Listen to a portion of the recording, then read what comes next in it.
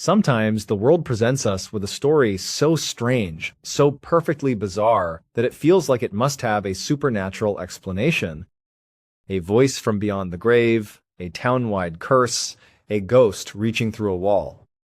These are the kinds of tales that make the hair on your arms stand up. But often, when you peel back the layers of the impossible, you don't find a ghost.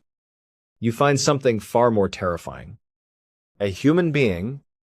Today we have three stories that all start in that strange, mysterious place, but end with a truth that is all too real and all too dark. Late on the night of the 26th of October 1968, a 72-year-old woman named Ethel Harris was resting in her living room in Toledo, Ohio.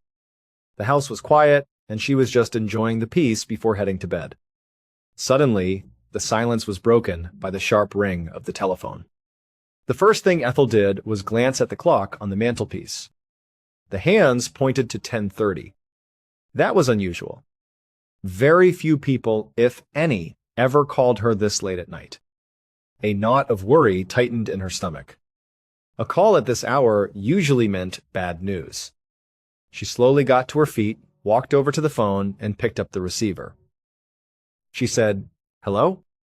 On the other end of the line, a man's voice said back, "Hey sis." Ethel instantly recognized the voice.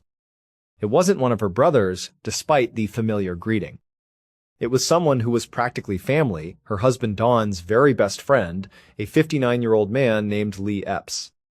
For decades, Lee had been their next-door neighbor. He and Don and Ethel were inseparable. They were at each other's houses almost every single day, sharing meals, helping with chores, just living life together. They were the kind of friends who become an extension of your own family.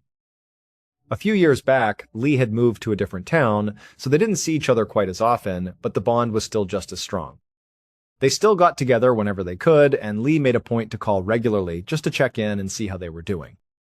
So, hearing Lee's voice wasn't a surprise. But the time of the call was still a bit odd. Ethel figured he was just calling for a late-night chat. But before she could even reply to his greeting, before she could ask why he was calling so late, Lee just kept talking. It was strange. It was like he wasn't having a conversation with her, but was just delivering a message he had to get out. He spoke in a flat, hurried tone. He said, "Hey sis, I'm feeling really bad. Like I've never felt this way before. I really need your husband, Don, to get in touch with me the moment he gets back." And then, just like that, the line went dead. He had hung up. Ethel stood there, holding the silent receiver, completely bewildered. The whole call had lasted maybe 10 seconds. On one hand, it seemed like he was just checking in, but the words he used were serious, alarming. "I've never felt this way before. That's not something you say lightly." But there was something else. Something that made a chill run down her spine. How did Lee know that Dawn wasn't home? Her husband was out for the evening and wasn't due back for a little while. Lee had stated it as a fact, the moment he gets back. It was as if he was standing outside their window watching the house. But that was impossible. He lived in another town. It just didn't make any sense. Feeling a growing sense of unease, Ethel tried to call him back immediately. The phone just rang and rang. No answer? She tried again a few minutes later, and then again. Still nothing. By the time her husband, Don, finally walked through the front door a little while later, Ethel was pacing with worry. She immediately told him about the strange call from Lee. She recounted the conversation word for word. She told him, "He said he wasn't feeling good, that he needed you to call him as soon as you got back. But Dawn, the weirdest part was how he knew you were out."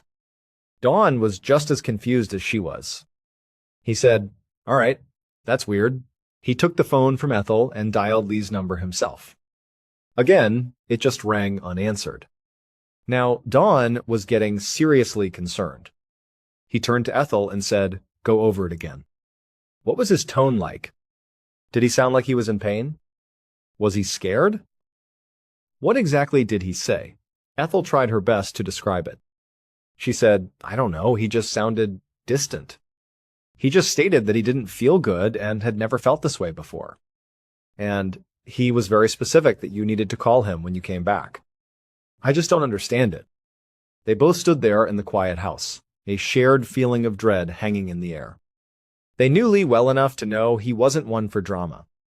If he said something was wrong, then something was wrong. After a few more failed attempts to reach him, they decided they couldn't just sit there and wait. They had to do something. They decided to just drive to his house in the next town and check on him in person just to make sure he was okay. So they locked up their house, got in their car, and started the drive into the dark night. When they finally arrived at Lee's house, all the lights were off. The place was dark and still. His car wasn't in the driveway. A quick look through the windows confirmed he wasn't there. Now, their worry was turning into real fear. Even though it was late, they started knocking on the doors of his neighbors, hoping someone had seen him or knew where he might be. After a few doors with no luck, one neighbor finally gave them a piece of information. The neighbor said they had seen an ambulance at Lee's house earlier in the evening and believed he had been taken to the hospital. For Ethel and Dawn, this was confirmation of their worst fears. Something was seriously wrong with their friend. They thanked the neighbor and rushed back to their car, heading straight for the nearest hospital, a place called Mercy Hospital. When they arrived, they hurried into the emergency room and spoke to the front desk. They explained that they were looking for their friend, Lee Epps. The nurse checked her records and confirmed that yes, Lee had been admitted earlier that night. But then her expression shifted, and her voice softened. She told them that, unfortunately, Lee had passed away. The news was a devastating blow. They had been friends for most of their lives. The thought of him being gone so suddenly and unexpectedly was almost impossible to process. But the most shocking part of their discovery was yet to come. As they spoke with the medical staff trying to understand what had happened to him, Dawn asked a simple question. He asked what time Lee had passed away. A doctor looked at the chart and then looked back at them. He told Ethel and Dawn that after some complications, Lee ultimately passed away at precisely 10:30 that night. The exact moment, the exact minute. His official time of death was the very same moment that the phone had rung in Ethel's living room. The same moment she had heard her friend's voice on the other end of the line, saying he had never felt this way before and that he needed to speak to his best friend one last time. Ethel and Dawn had no way to prove it, of course. It was just their word against the laws of physics. But for the rest of their lives, they firmly believed that the phone call they received that night wasn't from a telephone line. It was from somewhere else. It was Lee's spirit reaching across the veil to say goodbye. But a mysterious phone call is one thing. What was happening in a small village in rural China was something else entirely. It was a tragedy on a scale that was almost unimaginable. One afternoon in the summer of 2006, a 70-year-old man named Ma King Mao and several of his family members walked through the streets of their home, Luoan village. Luoan was, or at least it had been, a beautiful and historic place. As they walked, they passed lush green fields and could see majestic mountains rising in the distance. But the scenery was scarred. Interspersed with the beauty were the charred, skeletal remains of dozens of buildings. It was a constant, painful reminder of what their community had lost. Ma King Mao had lived in this village his entire life. He remembered a time when it was a happy, vibrant, tight-knit community of over 100 people. It was a truly picturesque place to live, a place where everyone knew each other and looked out for one another. But 3 years prior, everything had changed. Life in Luoan village had become a living nightmare, one disaster piling on top of another. It started with the fires. There hadn't been just one, but two enormous fires that had ripped through the village. The official cause was faulty wiring. These fires had destroyed homes, businesses, and priceless historic buildings. They had fundamentally changed the face of the town, and years later, the scars still hadn't healed. But as devastating as the fires were, it was what happened after the embers cooled that truly turned the village into a place of fear. For some unexplainable reason, the mortality rate in their small village suddenly skyrocketed. It seemed like every week someone else was just dropping dead. Healthy people, young people, it didn't matter. They would get sick suddenly and then pass away. The villagers became terrified. They started to believe that some kind of invisible plague had descended upon them, a curse they couldn't see or understand. The situation got so bad, with so many people dying, that China's Centers for Disease Control, the CDC, sent a team to conduct a full-blown investigation. They spent weeks in the village, testing, interviewing, and analyzing, but their conclusion was baffling. They announced that there was no connection between the deaths. They determined that everyone who had died had passed away from common illnesses or old age. They were all, according to the experts, natural deaths. It was just a tragic, statistical anomaly, an unfortunate spike in the mortality rate that just happened to follow the horrible fires. It was, they said, just a string of terrible coincidences. But many of the villagers, including Ma Mao, simply didn't buy it. It felt wrong. It felt like something more was at play. They started to whisper that their village wasn't unlucky. It was cursed. And so, on this summer afternoon, Ma Mao and his family walked past the burned-out shells of their old lives, making their way to the village temple. They were there for yet another funeral. This time, it was for a young woman from the village who had died just as inexplicably as all the others. According to the CDC, her death was from natural causes. But to the people who knew her, it made no sense at all. They filed into the temple, another cloud of grief hanging over their cursed home. Later that same night, Ma Mao stumbled through the dark, quiet streets, heading back to his house. After the funeral, he and his family had gone to the deceased woman's family home for a ceremonial dinner, which was a local custom. His family had left right after the meal, but Ma Mao, feeling particularly down about the state of his village, had stayed behind. He continued to eat and drink some alcohol, sharing stories and sorrows with his neighbors. Now, he was finally making his way home. But as he walked, a sudden, sharp pain shot through his stomach. It was so intense it nearly buckled his knees, making it incredibly difficult to walk. He clutched his abdomen, forcing himself to put one foot in front of the other, his house seeming miles away. When he finally reached his front door, he fumbled with the latch and stumbled inside. The pain was so blinding, so all-consuming, that he could only scream out for help before collapsing onto the floor right in front of his horrified family. As he lay on the ground, he began to vomit uncontrollably. And then, just moments later, he passed away. His family could do nothing but watch in horror. Now, Ma Mao wasn't a village leader or a person of great influence. He was just a man who had lived there his whole life, a man everyone knew and respected. But for some reason, his death felt different. It felt monumental. For the people of Luan village, it was the absolute final straw. When they heard the news, a collective feeling washed over the community. Enough is enough. There was no possible way that all these deaths were natural. They refused to accept that answer any longer.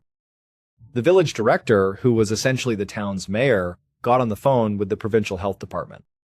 He explained the entire situation, the fires, the string of deaths, the CDC's inconclusive findings, and the village's refusal to believe them. The health department agreed to look into it and sent a team of 20 experts to the village. They conducted another massive investigation, trying to find any link, anything that could explain what was happening. And after all their work, they came back with the exact same conclusion as the CDC. It was all natural. There was nothing to worry about. But the villagers were not worrying. They were terrified and angry. They went back to their director and demanded that he do something else. This was not an acceptable answer. And he agreed. He made one last call, this time to the local police. He asked them to come in and conduct their own investigation, to look at this not as a health crisis, but as a potential crime. He begged them to see if there was anything, any small detail that the scientists might have missed. And so, the police came to Luoan village. They didn't bring microscopes or testing kits. They brought a different perspective. They started a broad, sweeping investigation, and very quickly they found something. Something the health experts had completely overlooked. and what they discovered explained everything. It turned out the village had one doctor, a man named Ma Fuxing. But Ma was not a real doctor. His medical training consisted of reading a couple of medical books. That was it. He had no formal education, no license, no real idea of what he was doing. And yet, he was the only person the villagers could turn to when they had any medical issues. He directly benefited every time someone got sick because they would come to him and pay for his useless treatments. So you had a man, posing as a doctor, who likely made his patients even sicker, and he was profiting from their illness. That was bad enough. But it got so much worse. Ma Fuxing was also the owner of the village's only funeral home. So, if his fake medicine didn't work and you died, he profited from you again. Ma Fuxing had a complete monopoly on sickness and death in Luowan village. If you got sick, he made money. If you died, he made money. The only way he didn't make money was if you stayed healthy. For a while, Ma Fuxing was content to just let this system play out. He was a fake doctor and a funeral director, and business was steady enough. But eventually, he got greedy. He wanted more money. So he started secretly poisoning the village's water supply with cyanide. Suddenly, more people started getting sick. And more people started dying. And for every single one of them, Ma Fuxing collected a fee. But even that wasn't enough. He wanted more. And so he looked around the village and decided to create even more death and suffering. Those two massive fires, the ones that were officially ruled as being caused by faulty wiring, that wasn't faulty wiring. That was arson. Ma Fuxing had set the fires himself, burning people's homes and businesses to the ground, killing people in the process, all because he knew he had a monopoly on the aftermath. Every death was just more business for him. The police investigation unraveled his entire scheme. They re-examined the fire scenes and quickly determined it was arson. From there, they started asking the one question the health experts never did: who benefits? All roads led back to Ma Fuxing. In the end, they determined he was responsible for the deaths of 76 people. These were his neighbors, people he had known his entire life. His friends. He had systematically murdered 76 of them for profit. He was ultimately arrested, convicted of murder and arson, and sentenced to death. The curse on Luowan village wasn't supernatural. It was a man. It's hard to imagine a more evil person. But sometimes evil isn't a stranger poisoning a town from the shadows. Sometimes it's sleeping in the room right next to yours. One morning in September of 1893, a 25-year-old man named Paul Marsh was sitting at a large dining room table inside his aunt's house in New Haven, Connecticut. He was there with his mother and his father for a family visit. They were staying with his aunt, a woman named Miss Blackwood, and also visiting with his 19-year-old cousin, a young woman named Malene. Malene was Miss Blackwood's ward. Her own parents had died 4 years earlier, leaving her an orphan, and the very wealthy Miss Blackwood had graciously taken her in. She had become Malene's de facto mother. On this particular morning, Paul, his parents, and Malene were all gathered for a luxurious breakfast that Miss Blackwood's housemaid had prepared. They were chatting and enjoying the food, but they were all waiting for one person to join them, Miss Blackwood herself. And this wasn't just a formality out of respect for their host. They genuinely adored her. Paul's aunt was a wonderful woman, full of energy and life. She was fun, she was witty, and yes, she was very wealthy, and her house was magnificent. Family visits with Miss Blackwood were always something to look forward to. Her arrival downstairs was what would truly start the day. But as time stretched on, and Miss Blackwood still hadn't appeared, the family began to eat. They figured she was just sleeping in or taking her time getting ready, and they would see her soon enough. So they ate their food and made pleasant conversation, enjoying the nice morning. Suddenly, their peaceful breakfast was shattered. The housemaid, who had gone upstairs a few minutes earlier, came running back into the dining room. Her face was pale with panic, and she was clearly distraught. She cried out that Miss Blackwood was dead. For a moment, Paul was just completely confused. It didn't make any sense. Just the night before, his aunt had been her usual vibrant self. She had seemed perfectly normal, perfectly healthy. There was absolutely no sign that anything was wrong with her. But the family immediately rushed out of the dining room and followed the frantic housemaid up the grand staircase to Miss Blackwood's bedroom. They pushed open the door, and there she was. Paul's aunt was lying in her bed, still and silent. She was cold to the touch. She was gone. Later that morning, Paul and his heartbroken family sat in the living room with Miss Blackwood's regular family doctor.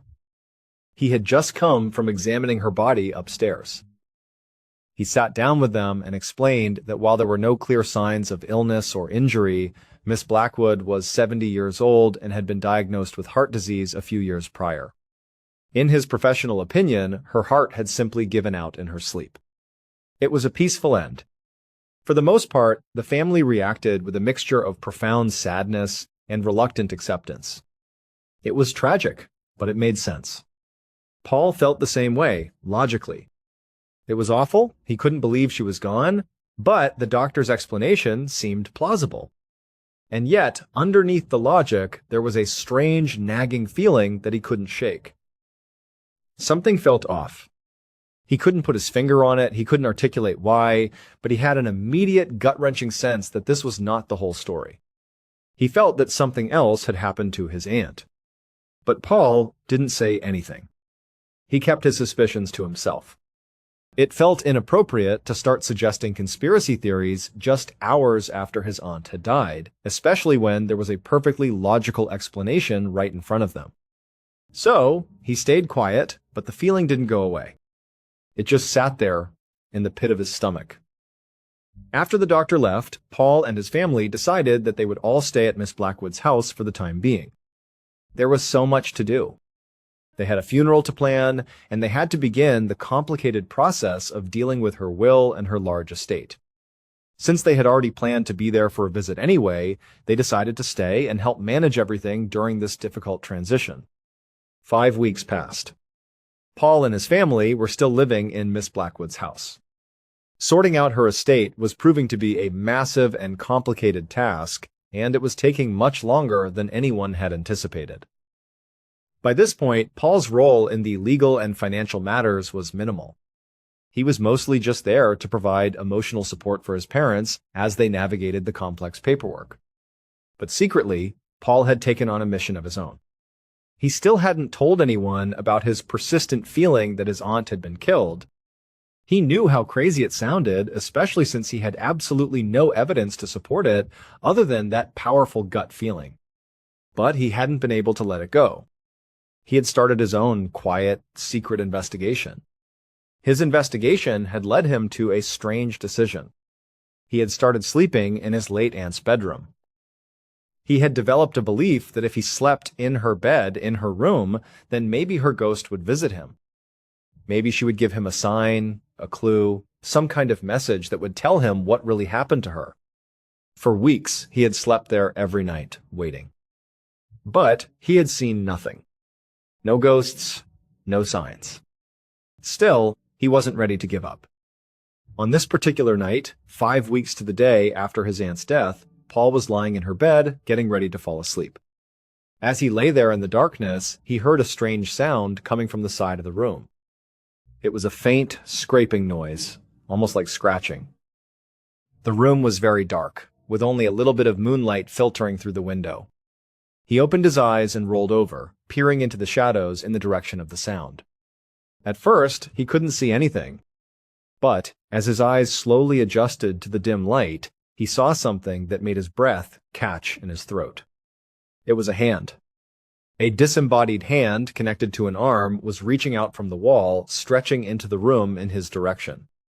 Now, Paul had obviously never seen anything like this before. Logically, he should have been terrified. He was, for all intents and purposes, seeing a ghost. But he wasn't scared. A strange sense of calm and validation washed over him. He thought, this is it. It's working. My aunt is here. She's going to tell me what happened.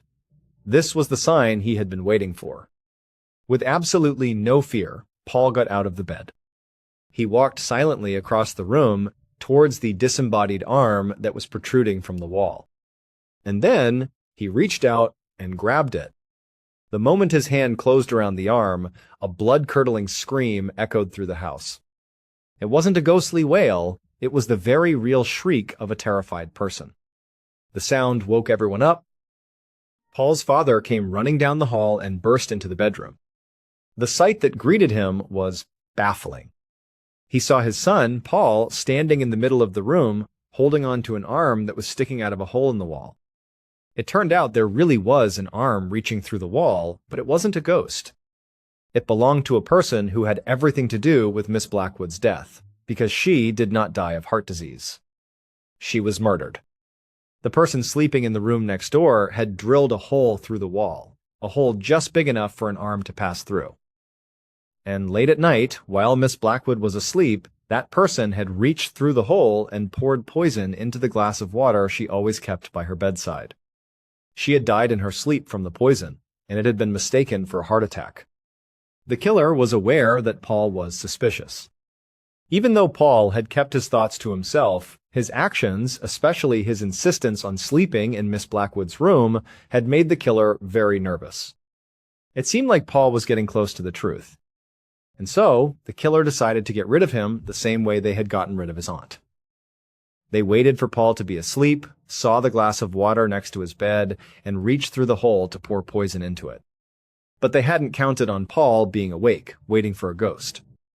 He heard the sound, saw the arm, and grabbed it, thinking he was making contact with the spirit world. In reality, he was catching his own would-be killer in the act. The screams were the sound of the killer, realizing they had been caught. And the killer was Paul's own 19-year-old cousin, Malene. After her parents died, Miss Blackwood had taken Malene in and treated her like her own daughter. She had even added Malene to her will, ensuring the girl would inherit a significant portion of her vast fortune. But Malene couldn't wait for her aunt to die of natural causes. She wanted the money now. And so she had murdered the woman who had saved her.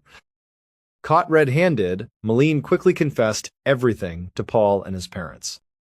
They sent for the police to come and arrest her for the murder of Miss Blackwood and the attempted murder of Paul.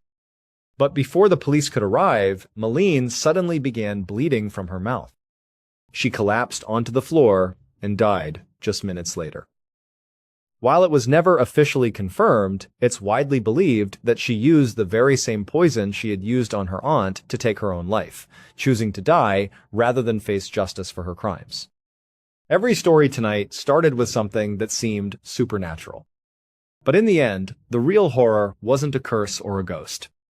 It was human greed. Because sometimes the darkest thing in this world isn't what hides in the shadows. It's what people are willing to do for money, power, or just a little bit more. Until next time. In 2018, a 56-year-old father of four named Tayyab Swami was living a quiet life in a modest town in New Jersey called Little Ferry. Tayyab had made a big move to the United States all the way from Africa back in 1996. After he got his feet on the ground in New Jersey, he landed a steady job as an accountant for a company that imported food. In the beginning, Tayyab's salary was just enough to take care of his family. He was a proud man, and providing for them was his top priority.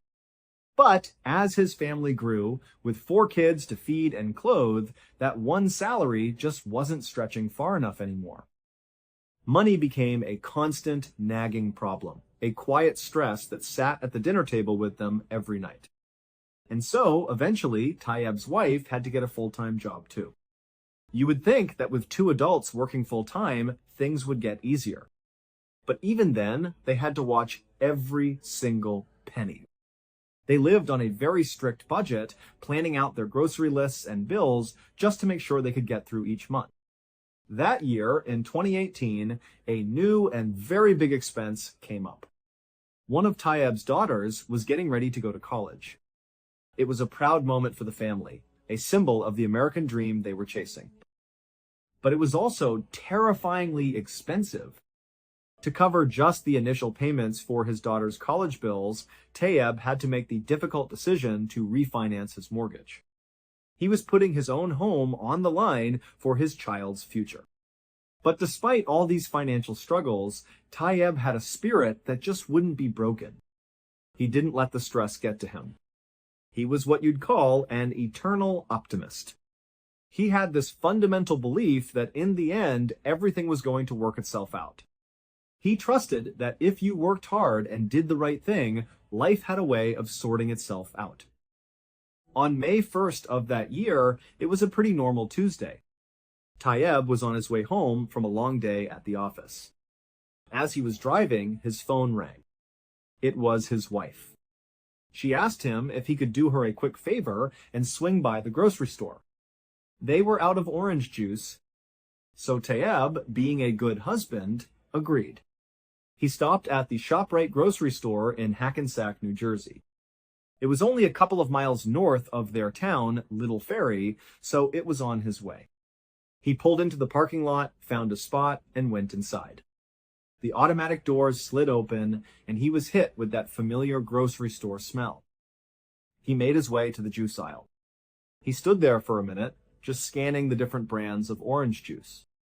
There were so many choices, all in bright, colorful cartons. He looked at the prices, doing the quick math in his head.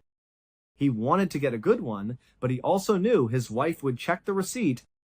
At some point, he grabbed the one that looked the most appealing, but was still within their tight budget.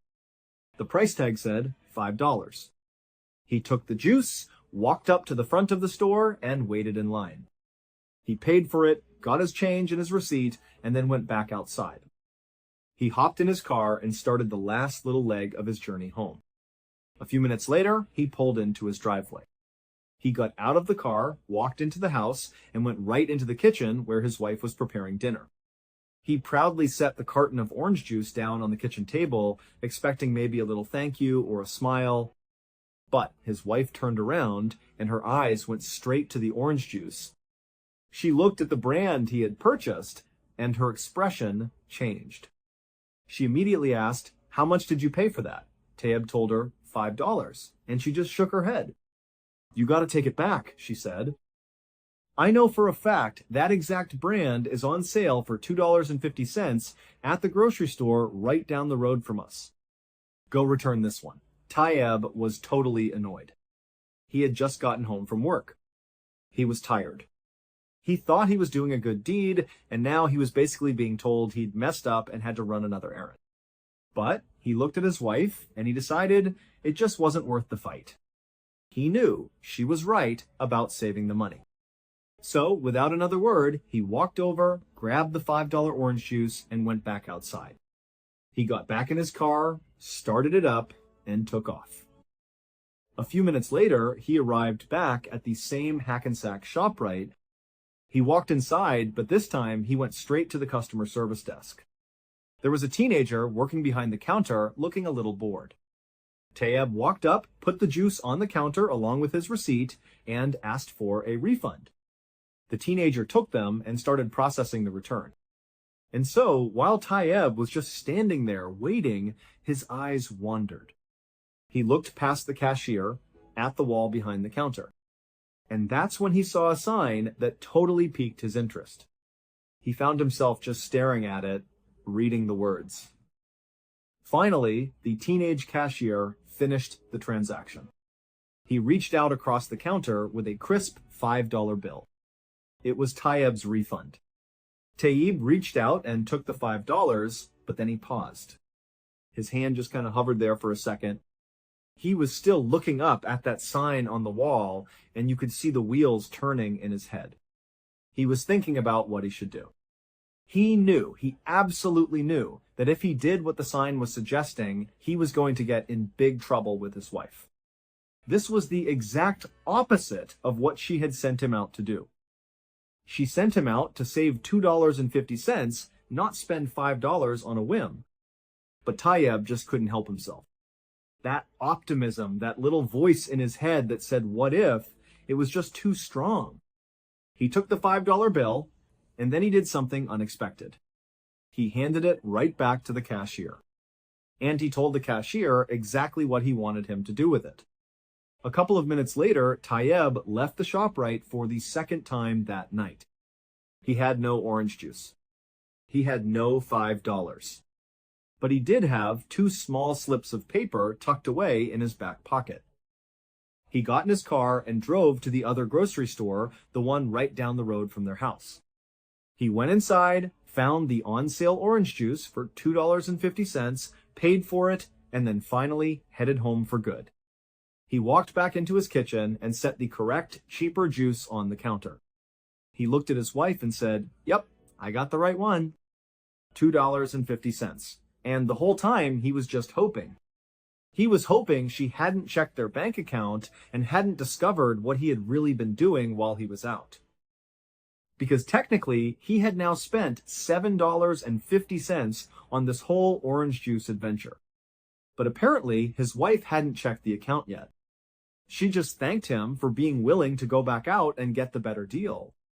Tayeb, feeling like he'd just dodged a bullet, very happily left the kitchen. He spent the rest of the night just relaxing, watching TV, and hanging out with his family. The next morning, Tayeb got up early. He decided he needed to do something to get some extra favor with his wife. He knew it was only a matter of time before she saw the transaction and figured out what he'd done with the refund money. So, he decided he would spend the day doing a bunch of yard work. And he'd make sure to do it right in front of her so she could see what a good, hard-working husband he was. He went outside and opened up the garage. He was about to pull the lawnmower out when he noticed his car was really dirty. And he thought, you know what? I'm going to go wash my car first. Then I'll come back and cut the grass and do everything else. So he went back inside and told his wife his plan. She just said, "Okay, I'll see you in a little bit when you get back from the car wash." Then Tayeb went back outside, hopped in his still dirty car, and left. As he was driving to the car wash, he made a little pit stop. He pulled into the parking lot of a small store that was kind of set back from the road. He went inside and walked straight to the back of this little store. There was a strange machine there. It looked sort of like an ATM. It had a screen on it with text scrolling across, and at the bottom there was an opening where a red light, a barcode scanner, was projecting down. Tayeb walked right up to this machine. He reached into his back pocket and pulled out those 2 little slips of paper he had gotten from the grocery store cashier the night before. He took the first one and held it under the scanner. He watched the text appear on the screen. After reading it, he kind of just shrugged his shoulders, took the paper back, and put it back in his pocket. Then he took the second slip of paper and put it under the scanner. This time, when he read the words that popped up on the screen, he thought there had to be a mistake. All it said was, "See receptionist." He figured the machine must be broken or something. So he tried again. He rescanned the second slip of paper to see if something different would happen. But sure enough, the same message came up. "See receptionist." So he pulled the second slip of paper out of the scanner, turned around, and walked to the front of the store. He handed the paper to the woman who was working behind the counter. Over an hour later, Tayeb finally pulled back into his driveway. He just sat in his car for a second, his hands on the steering wheel. He was still shaking from what had just happened inside of that small store. He finally got out of his car, which was, by the way, still totally dirty, and he made his way into the house. He went straight to the kitchen, where he knew his wife would be. As soon as he walked in, his wife turned around and looked at him.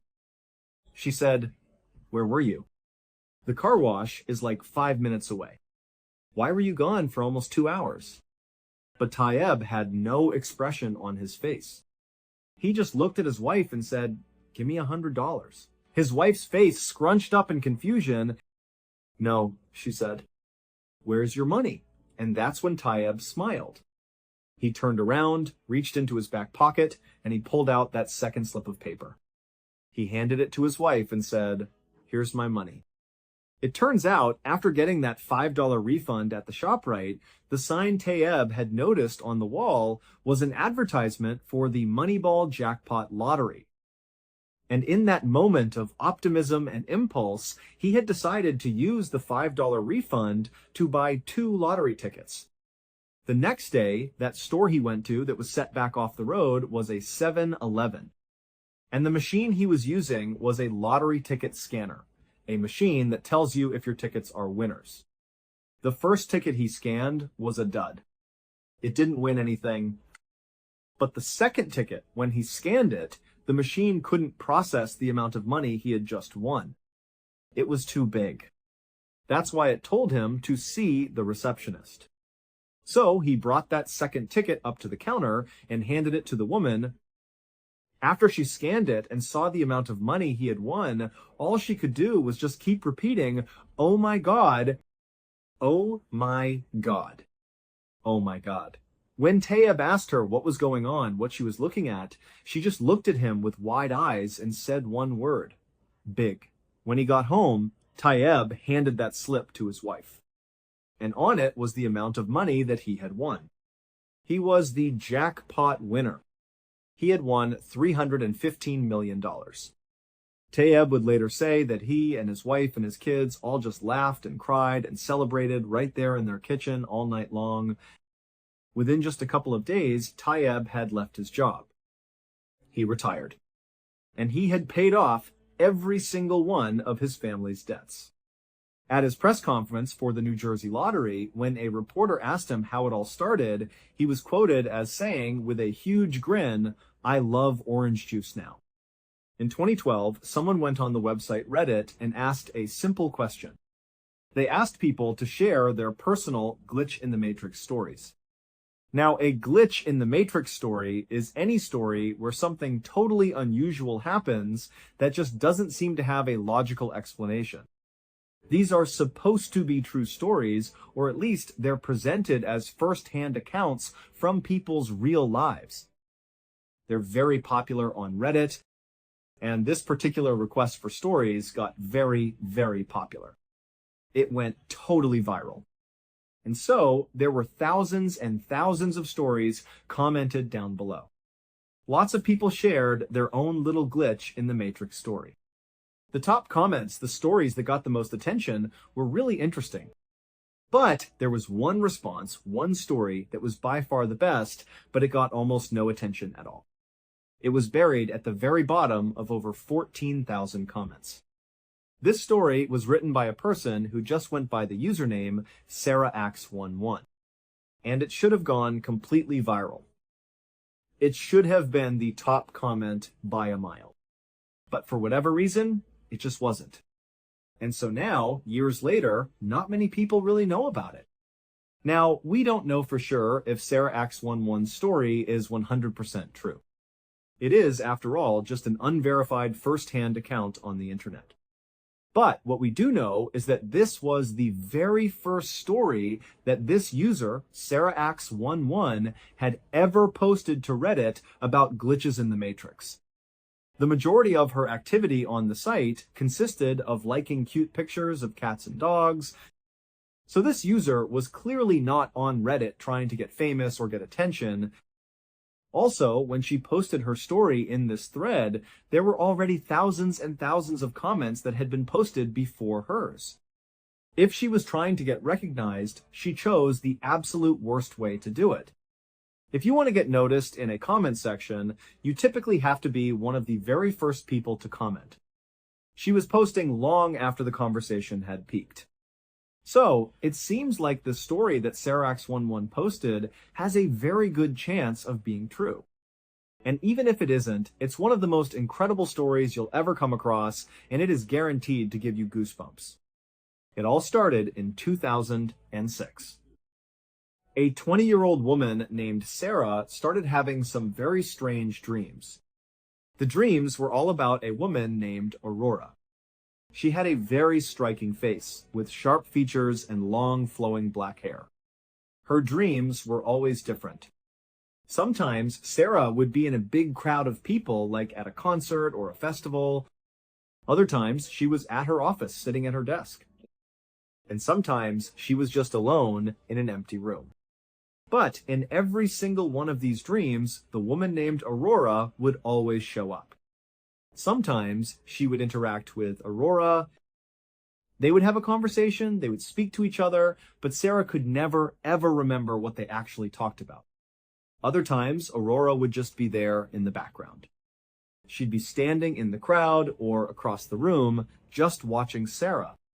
Sarah had these dreams so often that eventually she started to think, I must know someone named Aurora.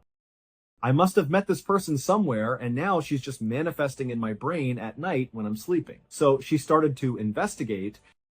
She began going through all of her older posts on social media, looking through pictures of herself and her friends. She was searching for a woman with those striking features and that long black hair.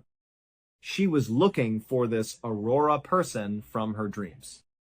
But after looking through hundreds and hundreds of pictures, she couldn't find any indication that she had ever met this person, at least not according to her own photos. So Sarah then turned to Google. She started typing in things like Aurora, long black hair, striking features, dreaming about a woman I don't know. She was trying to see if there were other people on the internet talking about having this same type of dream. But she had no luck. It was a total dead end. Eventually, after about 3 or 4 months of having these strange dreams featuring Aurora, they just stopped. Aurora stopped showing up in her dreams. It was like a switch had been flipped and it was all over. And so, very quickly, Sarah just kind of forgot all about it. A few years passed. On Halloween night in 2009, Sarah and a friend of hers pulled off the highway and into a gas station. They had been out with some other friends celebrating Halloween, and now they were making their way back home. Sarah pulled her car into an empty parking spot right in front of the convenience store. After she parked, Sarah and her friend got out. They went inside, they got some snacks and some drinks for the rest of the drive, and then they came back outside and climbed back into Sarah's car. A few moments later, Sarah had turned her car on. She had backed out of the parking spot and she had driven past all of the gas station pumps. She was making her way towards the single-lane strip of road that merged back out onto the highway. It was the only way in and the only way out of this particular gas station. So as she's getting closer to the entrance of this short merge road, her phone suddenly starts to ring. Now, what happens next occurred over a span of just a few seconds. It all happened pretty much simultaneously. So, she's pulling up to the entrance of this merge road. Her cell phone rings. And because there was no one behind her, it was a quiet night, Sarah decides to just stop her car and put it in park so she can safely take this phone call. She stops her car pretty much right at the mouth of this merge road. She picks up her phone, she looks at the number on the screen, and she doesn't recognize it at all. But she picks it up anyway and says, "Hello?" There was just silence on the other end of her phone. As Sarah is saying, "Hello? Is anybody there?" Another car from the gas station pulls up right behind her car. And they start honking their horn immediately. They were clearly in a huge rush. So Sarah, who's totally embarrassed that she's now blocking traffic, she hangs up the phone, she puts it down, she puts her car back in drive, and she hits the gas. But this driver behind her is apparently in such a hurry, they are so impatient that they actually swerve around her. They drive on the dirt shoulder off to the side of the road just to get around her. And then they speed off down the merge road and back onto the highway. And literally seconds later, another car that was already on the highway, a silver Honda Civic, lost control. It smashed directly into the car that had just passed Sarah. There was this huge, violent car accident happening literally right in front of Sarah and her friend. They had now stopped the car again. They were right at the end of the merge road, just looking at this horrible accident that they had so narrowly escaped. Sarah put her car back in park. She picked up her phone and she called the police. When the police showed up a few moments later, they took down Sarah and her friend's version of events. A little while later, after the ambulances had come and gone, and after the 2 wrecked cars had been pulled off the highway, one of the police officers pulled Sarah aside. He told her that the driver of the Honda Civic and the driver of the car that had swerved around her had both been killed in the accident. Sarah was in shock. The only thing she could think to do was to call back that number. That number she didn't recognize, the one that had called her and effectively stopped her from getting onto the highway, maybe even stopped her from being the one hit by that Honda Civic. She wanted to talk to this person and thank them for saving her life. But when she called the number back, the person didn't pick up.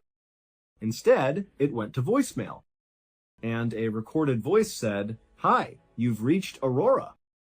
Leave your name and number after the beep." Sarah could not believe it.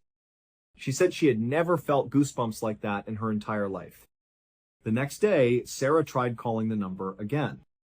And this time, the woman, Aurora, answered the phone. The two of them got to talking. Sarah explained her crazy dreams from years ago and now this crazy car crash and how somehow it was all connected. And Aurora just listened. She told Sarah, "That's an amazing story you're telling me, an absolutely crazy story. Except, I didn't call you last night. I have no idea how you even got my phone number." At the end of this phone call, the two women really hadn't reached any sort of explanation for how any of this had happened, how they had come to be talking on the phone. They ultimately just said, "Okay, well, thanks, and best of luck to you," and then they hung up. After the call was over, Sarah found herself just kind of sitting there, not really sure how to react to what had just happened. It was such a totally bizarre thing that she had just been through over the past 24 hours. And if you include the dreams, this had been a multi-year-long mystery. On a whim, Sarah just opened up her Facebook account. She plugged in Aurora's full name because Aurora had given it to her during their phone call. And when she looked at her phone, when the search results came in, Sarah nearly fainted. Right in the top of the results page was this woman, Aurora's Facebook account. And her profile picture, it showed her face. And when Sarah looked at her face, it was the exact same face she had seen so many times in her dreams. It was the same Aurora, with the striking features and the long black hair. The woman in her dreams was the woman who had called her and saved her life. On the evening of the 6th of January, 1982, a man named Harold Bray, who was a sheriff in Jefferson County, Colorado, arrived at the Denver airport. Harold was running late. His commute into the airport had been treacherous because Denver and all the surrounding areas were getting absolutely pounded by a massive snowstorm. After running into the terminal, getting checked in, and rushing through security, he made it to his gate right as they were beginning to board the plane. Feeling very relieved, Harold joined the line of other people that were getting on the ramp to go down into the plane. A couple of minutes later, he stepped on board and he found his seat, which was located at the front right side of the plane. He sat down, he buckled his seatbelt, and then he grabbed an in-flight magazine from the seat pocket in front of him, and he waited for takeoff. 15 minutes later, as the plane was rumbling down the runway at full speed, Harold looked out his window. As the plane began to lift off the ground, he watched as the city lights of Denver slowly faded away as they climbed higher and higher up. But just before their plane entered into the thick layer of clouds that was hovering over that stretch of Colorado, Harold noticed something very odd out of his window. Located just west of Jefferson County, which is where Harold worked as a sheriff, was a 22-mile stretch of road that cut right through the Rocky Mountains. It was called the Guanella Pass. It took motorists up and over an incredible 11,000-foot mountain pass. Now, this was a beautiful, scenic drive, and Harold was very familiar with it. But this road was not maintained in the wintertime. So if there was any snow on the ground, you simply could not get through this pass. It was impossible. Yet, as Harold looked out of his plane window down to Jefferson County below, and he kind of scanned his way west up into the Rockies, he saw it. There were clearly a car's headlights on the Guanella Pass. And Harold is thinking to himself, why in the world would anyone be on the Guanella Pass in the middle of this huge snowstorm? It just didn't make any sense at all. But as Harold watched this vehicle, he saw what was really going on. Whoever was in this car was holding a flashlight out of their window, and they were shining the light straight up into the sky, flashing it on and off. They were signaling for help. This motorist was trapped.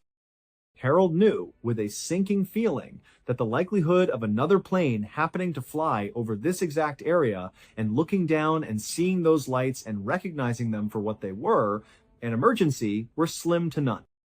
So Harold knew, if he didn't act quickly, this motorist was doomed. And so Harold quickly unbuckled his seatbelt, he got up from his seat, he climbed over the person sitting next to him, and he got into the aisle. He waved down a flight attendant. After the attendant ran over, Harold explained who he was. He told them he was a sheriff, and he explained why his professional experience told him that this was a serious emergency. The flight attendant took him very seriously. They turned around, they went into the cockpit, and they told the pilots.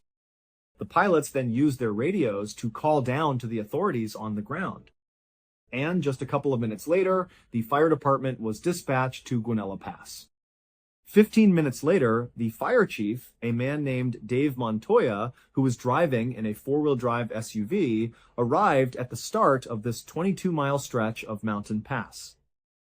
As he was driving through the whipping snow, he could see up ahead the faint glow of the headlights of the stranded vehicle. So he drove right up alongside this vehicle. It was a small pickup truck that had clearly slid off the road and gotten itself stuck deep in a big snowbank. Dave parked his SUV, he hopped out, and he rushed over to the driver's side window of the truck. Inside was a terrified-looking 30-year-old man named Alan Phillips. He was a mechanic who lived in the Denver area. At the time, it was the middle of the night. It was negative 22 degrees Fahrenheit outside. The winds were whipping, the snow was coming down hard, and Alan only had on a light jacket, some jeans, and a small blanket wrapped around him. So, had Sheriff Harold Bray not spotted his flashlight SOS signal from the plane, it's almost guaranteed that Alan Phillips would have died that night from hypothermia. And so when Alan turned his head and saw Dave standing there, his rescuer, Alan, began crying tears of joy. He was thanking God that he was going to survive. When Dave asked Alan what had happened, Alan, who was a little bit intoxicated, told Dave that he had gone out drinking at a bar. Then, when it was time to come home, he had stupidly decided to try and drive through the Guanella Pass as a shortcut back to his house, completely forgetting that this particular stretch of road wasn't maintained during the winter. When Dave asked Alan how he got a really deep, nasty-looking bruise on his cheek, he assumed it was from crashing off the side of the road. But Alan just smiled, a kind of embarrassed smile, and said no. He explained that after he got stuck, he needed to urinate. So he got out of the vehicle and he walked a few paces away from his truck. He went to the bathroom, and then when he turned to walk back, the snow was so blinding that he couldn't actually see his truck anymore.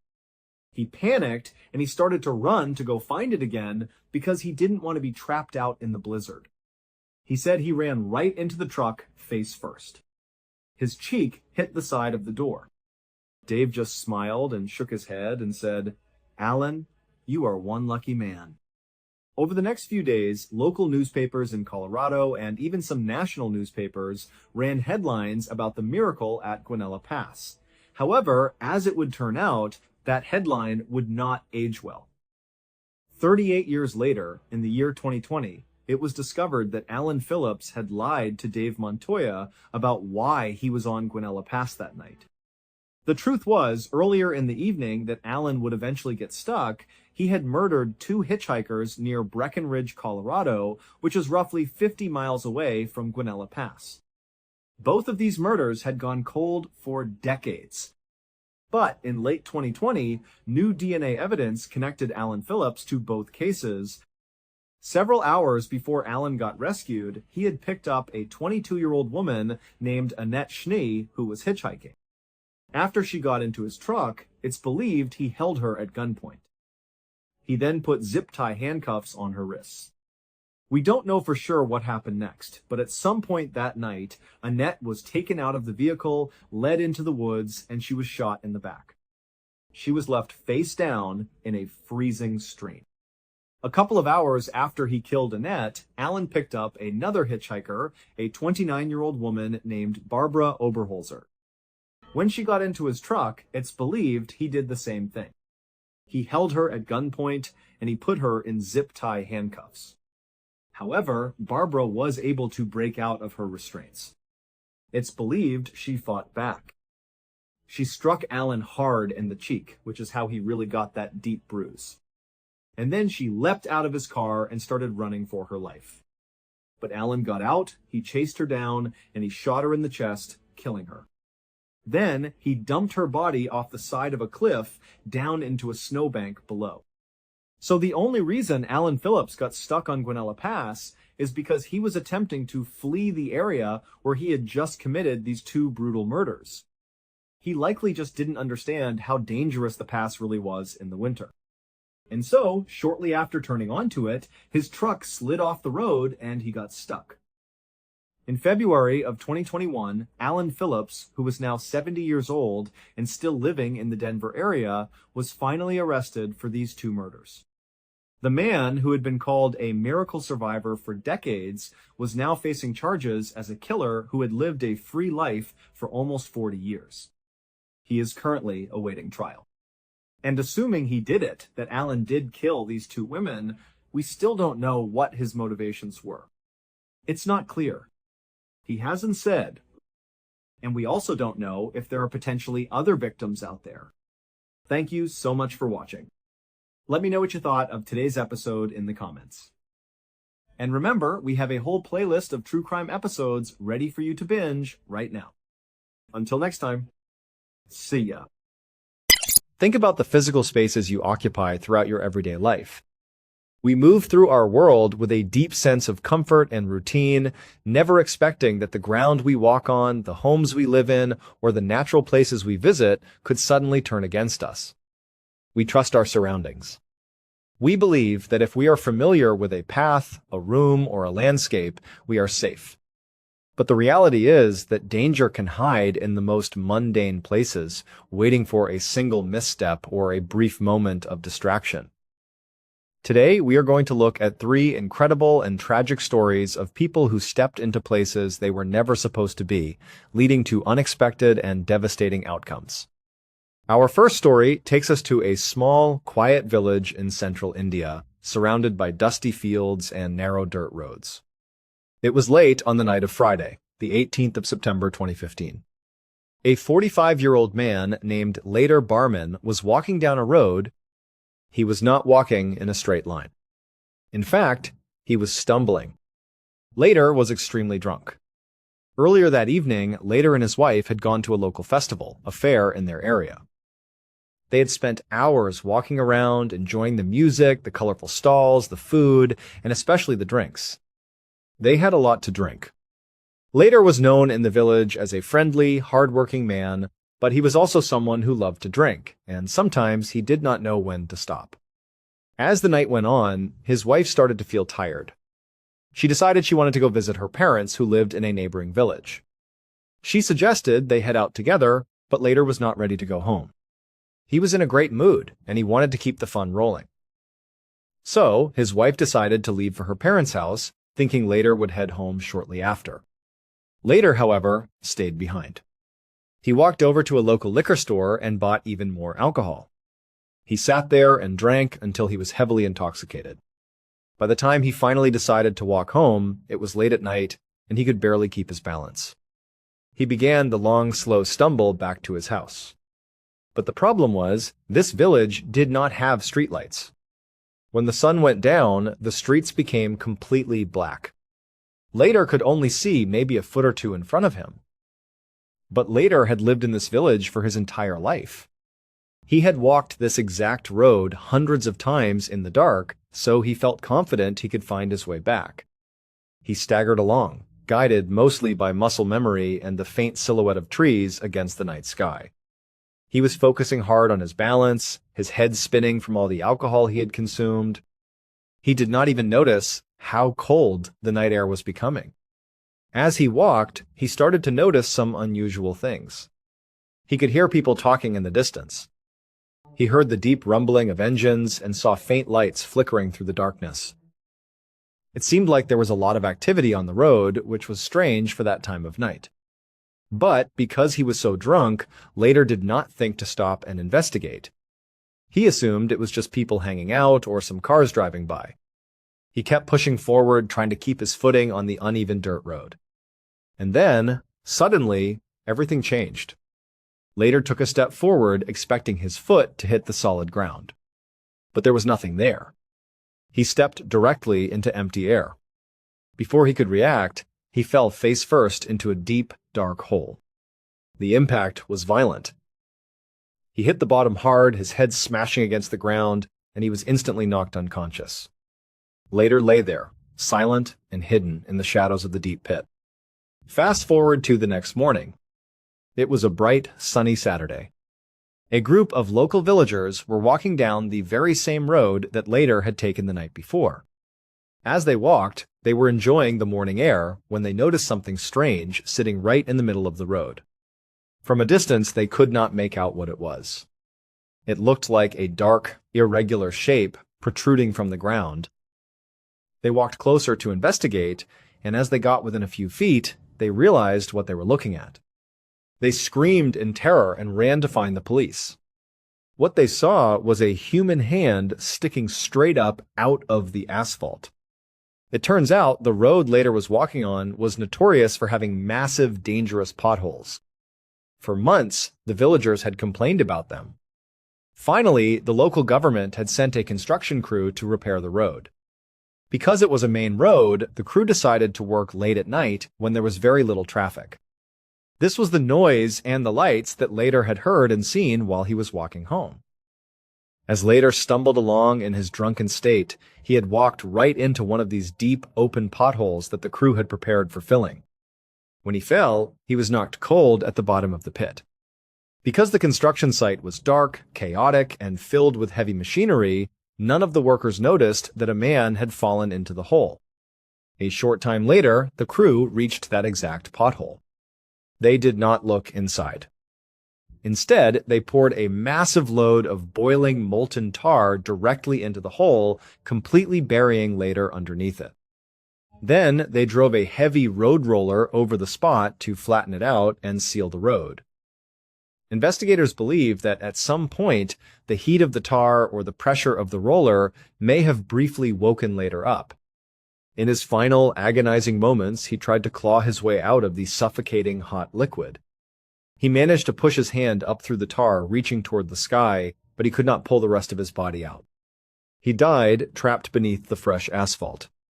Following the discovery, Later's body was carefully removed from the road, and he was given a proper burial by his family.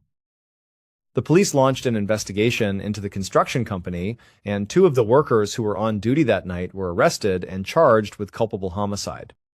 The local authorities offered Later's grieving family a compensation payment, but it was only worth about $760.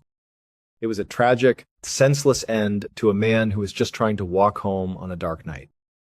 Now, let us move to our second story, which takes us to the rural town of Huron, California. This is an extremely rural and isolated area where houses are spread far apart, surrounded by open fields and dusty roads. The date is the 28th of November, 2015. At around 2:30 in the afternoon, a man pulled his car into his driveway. He had been away from his house overnight, and he was eager to get inside and relax. But as soon as he stepped out of his car, his anxiety began to rise. The neighborhood he lived in was not safe. In fact, over the course of the previous year, his home had been broken into multiple times. Each time, the thieves had stolen some of his belongings, leaving him feeling violated and unsafe in his own home. But the problem was, this man could not call the police. He was wanted by the authorities on an active warrant for felony drug possession. If he called the police to report a break-in, they would run his name, find the warrant, and arrest him on the spot. So, he had to take his security into his own hands. He had developed a strict routine that he followed every single time he came home. He walked up to his porch and grabbed the doorknob, checking to see if it was still locked. It was, which gave him a small sigh of relief. He unlocked the door and stepped inside. But he did not just walk into his living room. Instead, he stood perfectly still in the entryway. He held his breath and listened. He was listening for any creak of a floorboard, any sound of breathing, or any sign that someone was hiding in his house. The house was completely silent. He walked in, flipped on the lights, and put his keys and wallet down on the table. But he still was not satisfied. He began a systematic, room-by-room sweep of his entire home. He checked the windows to make sure none of them were broken. He went to the kitchen and checked the back door, confirming it was still locked. He looked around his dining room. Everything seemed to be in order. He did notice that some mail sitting on a table looked a bit messy, as if someone might have flipped through it. But then he remembered that he had been in a rush the night before, and he might have just left it like that himself. He decided he was being overly paranoid. He took a deep breath, walked into the living room, sat down on his couch, and turned on the television. For a few minutes, he started to relax. He felt glad that his house was secure and that nothing had been disturbed. But as he sat there, he realized the house was very cold.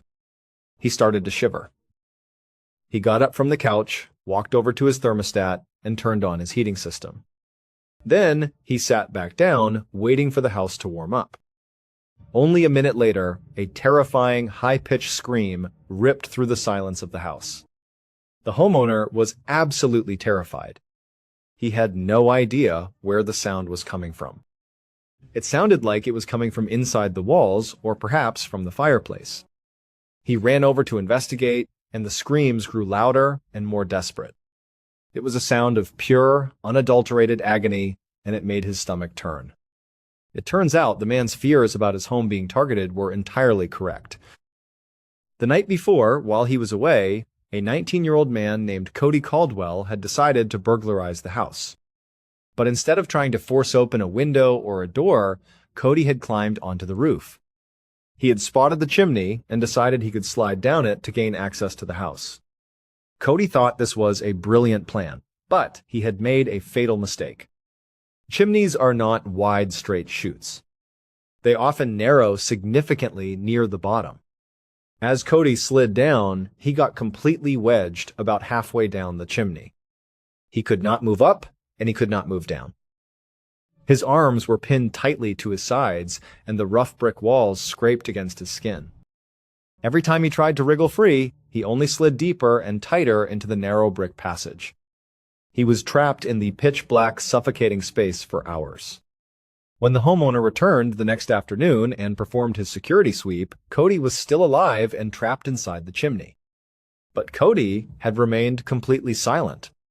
Perhaps he was too exhausted from hours of struggling to scream, or perhaps he was terrified that if he made a noise, the homeowner would find him and attack him or call the police. He simply stayed quiet, hoping the homeowner would leave the house again so he could find a way to make noise for help. But when the homeowner turned on the heat, he did not realize that his heating system was connected to a fireplace that immediately ignited a fire at the base of the chimney. The moment the fire started, thick, hot smoke and intense heat began to rise up the chimney, straight toward Cody. Cody began to choke and panic. In his desperation to escape the rising heat and toxic carbon monoxide, he began to thrash around. But his frantic movements only caused him to lose his footing and slip further down into the narrowing chimney, closer and closer to the growing flames. Within seconds, the heat became unbearable. Cody was caught in the direct path of the fire. The scream the homeowner heard was the sound of Cody burning alive inside the chimney. The homeowner tried frantically to put the fire out, but by the time he managed to extinguish it and emergency services arrived, it was far too late. Cody had succumbed to severe burns and smoke inhalation. He died inside the chimney, trapped in the very place he had tried to use to break into a home. It was a horrific tragedy that shocked the local community and left the homeowner traumatized by the memory of those desperate screams. Now, let us move to our third and final story, which takes us to the edge of a frozen river in St. Petersburg, Russia. The date is the 19th of January 2022. It is late in the evening, and a 40-year-old mother named Anna Uskova is standing in a clearing in the woods. The weather is brutal. It is the dead of winter in Russia, and the temperature is well below freezing. Snow is falling heavily, and a biting wind is cutting through the trees. But despite the freezing conditions, Anna and her family are out here for a very specific reason. They are preparing to perform a sacred religious ceremony. In Russia, January 19th is the day of the Orthodox Epiphany. On this day, thousands of people across the country participate in a purification ritual. The ritual involves carving a cross-shaped hole into the thick ice of a frozen body of water. Participants then jump into the freezing water, dunk themselves 3 times in the name of the Father, the Son, and the Holy Spirit, and then climb back out. It is believed that this ritual washes away sins, strengthens the body, and protects the soul from evil spirits for the coming year. Usually, Anna and her family would perform this ritual with their local church community. The church would organize a large event, choosing a safe location, setting up wooden steps into the water, and ensuring that medical staff and rescue divers were on standby just in case anything went wrong. But this year, Anna wanted something different. She wanted a quiet, intimate ceremony with just her husband and her young children. She felt that doing it privately in the beautiful, snow-covered woods would make the experience more spiritual and memorable for her kids. They had found what they thought was the perfect spot next to the frozen Oradezh River. When they arrived, they were surprised to find that they were completely alone in the beautiful, peaceful woods. Anna set up some lights and a video camera on a tripod to record the moment. In the video, Anna walks into the frame, kneels down to comfort her shivering, nervous kids, and promises to go first to show them how easy it is. She walks to the edge of the cross-shaped hole, makes the sign of the cross over her chest, and jumps feet first into the dark water. She plunged under and disappeared. Seconds passed with no sign of her, and her family began to scream. What they did not realize was that the river had a raging, powerful undercurrent flowing beneath the ice. The moment Anna jumped, the fast-flowing current grabbed her legs and pulled her sideways under the thick, solid ice sheet. She was trapped in the pitch-black, freezing water with no way to find her way back to the opening. Her husband rushed to the hole and jumped in, but the freezing water and strong current forced him to climb back out to avoid being swept away too. Rescue divers and local authorities searched the river for hours under the ice, but it was a hopeless task. Anna's body has never been recovered. The video of her final moments remains a chilling reminder of how quickly a beautiful family tradition can turn into a tragedy when basic safety is ignored. These 3 stories show us that danger is not always where we expect it to be. Sometimes it is hidden beneath a familiar road, inside the walls of our own homes, or beneath the beautiful, serene ice of a quiet river. It is a sobering reminder that our world is full of hidden hazards, and a single decision to step into an unfamiliar or unsafe place can change everything in an instant. Imagine waking up one day to find that the person you love more than anyone else in the world has spent the last several months plotting your absolute destruction. This is the story of Michael DiPolito, a man who thought he had finally escaped his dark and troubled past, only to realize that his brand new wife was actively trying to have him executed in cold blood. Michael grew up in a quite rough and dangerous neighborhood in South Philadelphia. In this environment, violence, illegal drugs, and prostitution were just ordinary parts of everyday life. At a very young age, Michael fell victim to the same struggles that had plagued his parents for years. He became a severe alcoholic, and soon after, he developed an incredibly serious drug addiction. To fund his expensive habits, Michael dropped out of high school and began selling drugs on the street corner. It was not long before he became completely homeless, sleeping in abandoned and freezing buildings at night just to survive. In 1993, while still in South Philadelphia, Michael was arrested for the first time and charged with drug possession and intent to distribute. Rather than showing up to court, Michael decided to run. A warrant was issued for his arrest, and he became a fugitive on the run from the law. Michael managed to evade the police for a total of 4 years by constantly moving around and keeping a very low profile. By 1997, he knew he had to get out of Philadelphia for good, so he fled south and settled in Boca Raton, Florida. But his troubles followed him down south. Shortly after arriving, he was arrested again, this time for offering an undercover police officer $15 in exchange for sex.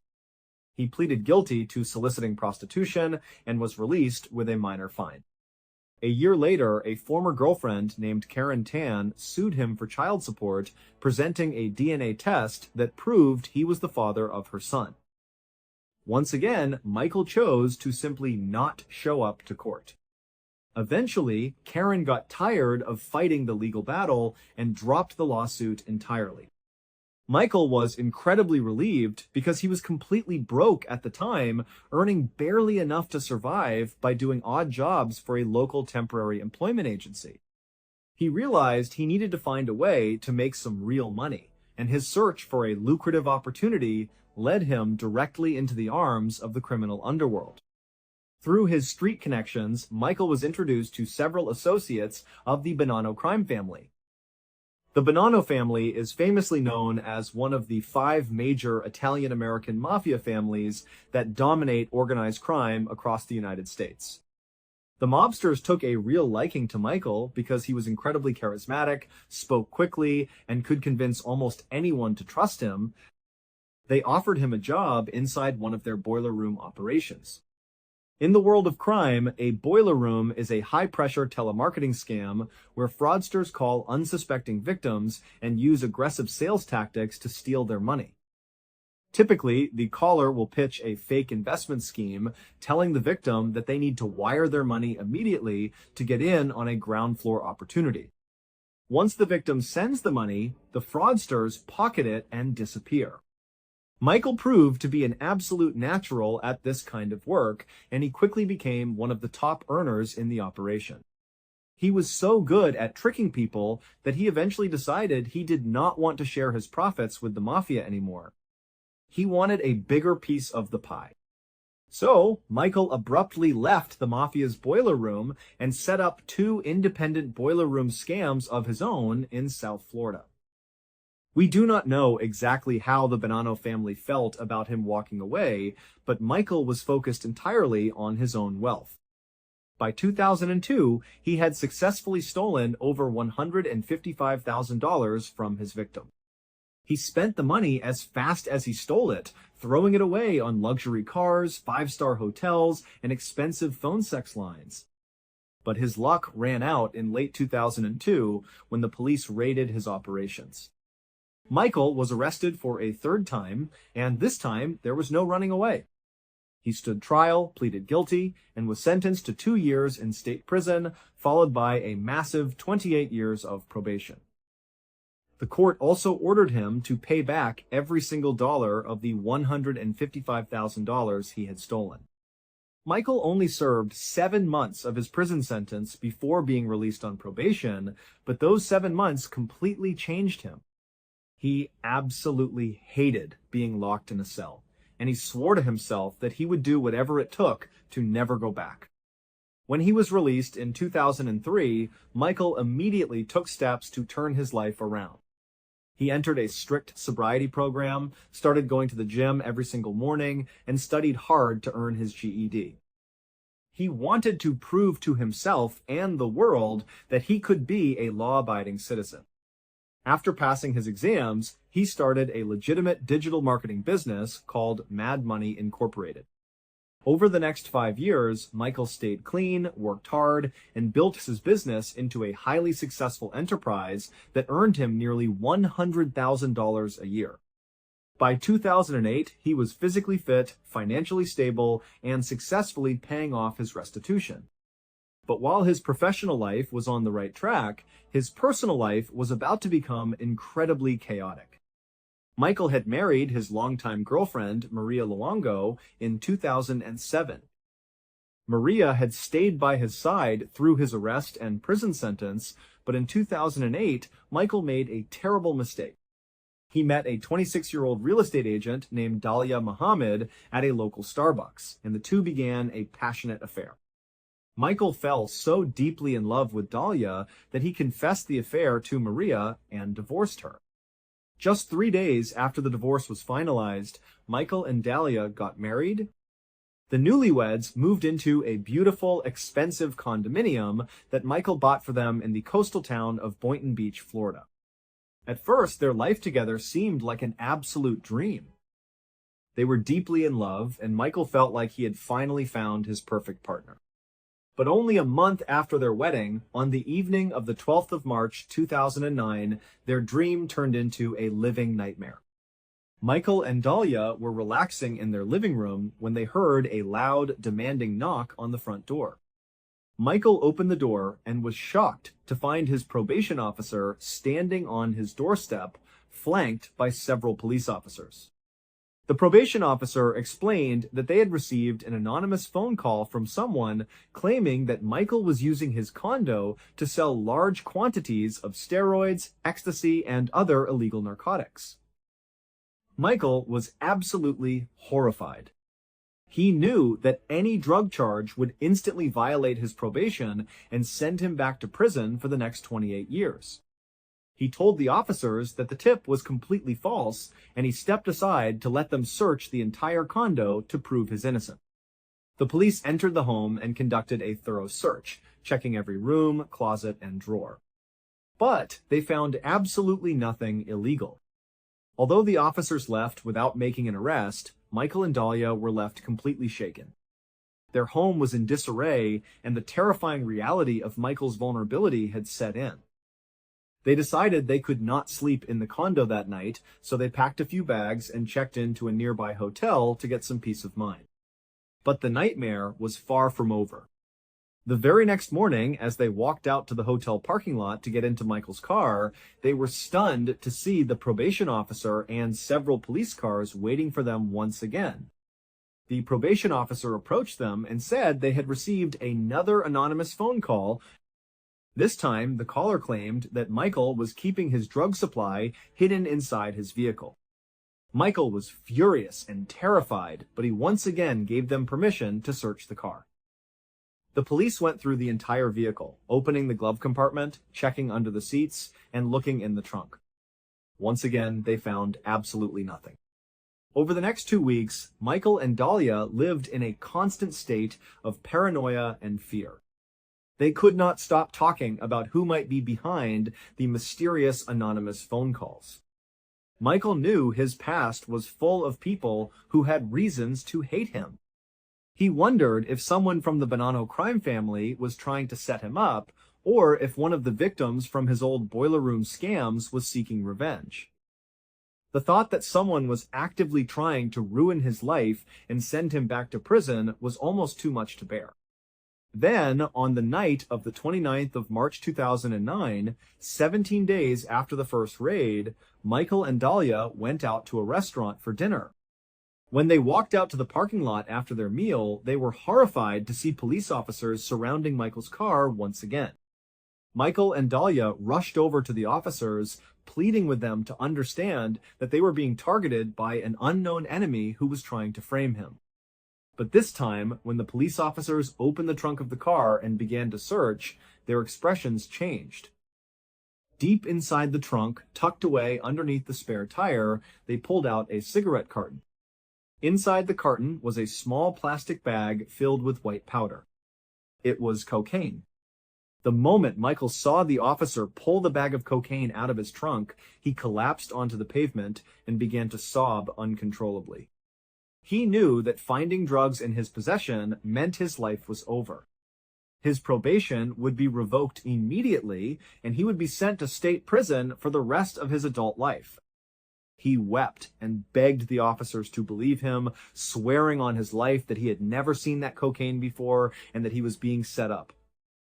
Dahlia stood beside him, watching her husband cry hysterically. For a brief second, she wondered if Michael had been lying to her all along and was actually back to his old ways. But seeing his absolute terror and despair, she chose to believe him. She joined in, crying and pleading with the officers to look at the pattern of events. She argued that it made no sense for someone to call the police multiple times if they actually had drugs in their possession. Amazingly, the police officers agreed that the situation was highly suspicious. They decided not to arrest Michael that night. Instead, they confiscated the cocaine and told the couple to go home safely. They promised to launch a full investigation to find the anonymous caller. Michael and Dahlia returned to their condo, locking every door and window behind them. They were incredibly grateful that Michael had not been arrested, but they were also living in absolute terror. Whoever was trying to frame Michael was no longer just calling in fake tips, they were actively breaking into their property and planting real drugs. They spent the next several months living like prisoners in their own home, constantly checking their security and worrying about when the next strike would come. But as the weeks turned into months, the anonymous phone calls suddenly stopped. By the summer of 2009, Michael and Dahlia began to believe that the danger had finally passed. They started to relax, focus on their business, and try to enjoy their new marriage. They had no idea that the mastermind behind the entire plot had not given up at all. In fact, she had decided that planting drugs was not working fast enough. She had decided to move on to a much more permanent and deadly solution. On the morning of the 5th of August, 2009, Dahlia woke up at 5:45 in the morning, leaving Michael sleeping soundly in their bed. She put on her gym clothes and drove to her local fitness center. At around 6:30 in the morning, while Dahlia was working out on one of the treadmills, she checked her cell phone and saw that she had a missed call from an unfamiliar phone number. She called her voicemail and listened to the message. Her heart began to race as she heard the voice of a detective from the Boynton Beach Police Department. The detective told her that there had been a major incident at her condominium and that she needed to return home immediately. Terrified, Dahlia ran out of the gym, got into her car, and sped toward her neighborhood. As she drove, she called the detective back to find out what was going on. The detective refused to give her any details over the phone, saying only that the situation involved her husband and that he would explain everything when she arrived. When Dahlia turned onto her street, she was met with a massive police presence. There were patrol cars with their lights flashing, crime scene vans, and yellow police tape blocking off the entire front of her home. Forensic investigators were walking around her lawn, and photographers were taking pictures of her front door. Dahlia parked her car and was immediately approached by a police officer who led her past the tape toward the detective. The detective met Dahlia with a somber expression on his face. He looked at her and said very calmly and directly that they had received a report of a disturbance inside her condo earlier that morning. He told her that shots had been fired, and he was deeply sorry to inform her that her husband, Michael, had been killed. The moment the detective said those words, Dahlia collapsed into a state of pure hysteria. She began to scream, cry, and throw herself onto the detective, sobbing uncontrollably. She looked like a woman whose entire world had just been shattered in an instant. The police officers on the scene gently guided her to a nearby patrol car to calm her down, while crime scene photographers continued to document the area. What Dahlia did not know was that this entire scene was a massive, carefully orchestrated setup. The television show Cops was in town filming with the Boynton Beach Police Department, and their camera crews were hidden nearby in the bushes, capturing every single second of her dramatic reaction. The police then drove Dahlia to the station and placed her in a standard interrogation room, telling her they needed to ask her some questions to help find her husband's killer. In the quiet interrogation room, Dahlia sat crying, wiping her eyes with tissues as the detective tried to comfort her. He told her that they needed to act quickly to catch the murderer, and he asked her if she had any idea who would want to harm Michael. Dahlia immediately began to steer the conversation toward Michael's criminal past. She brought up his old ties to the Bonanno crime family and the victims of his boiler room scams. She suggested that one of these dangerous criminals must have finally tracked him down and executed him. The detective listened patiently, taking detailed notes on everything she said. But after a few minutes, the detective stopped writing. He leaned forward, looked Dahlia dead in the eyes, and told her that they needed to get to the truth. He asked her if she recognized a specific man. Before Dahlia could answer, the door to the interrogation room opened, and a large, heavily built man in handcuffs was escorted into the room. The detective asked Dahlia if she had ever seen this man before. Dahlia looked at him, shook her head with a look of confusion, and insisted that she had never seen him in her entire life. The truth was that Dahlia knew exactly who the man was, and she was the mastermind behind the entire plot. Almost immediately after marrying Michael, Dahlia had managed to transfer $200,000 of his money into her own accounts. But she was not satisfied with just a portion of his wealth. She wanted the entire condo, his business, and every single dollar he owned. To get it, she had spent months trying to frame him. She was the one who had made the anonymous phone calls to the police, and she was the one who had personally snuck into his trunk to plant the bag of cocaine under his spare tire. But when the police chose not to arrest Michael, her plan to send him to prison failed. That was when she decided to take more extreme measures. She reached out to an old ex-boyfriend of hers and asked him if he knew anyone who could act as a hitman to murder her husband. The ex-boyfriend was shocked by the request.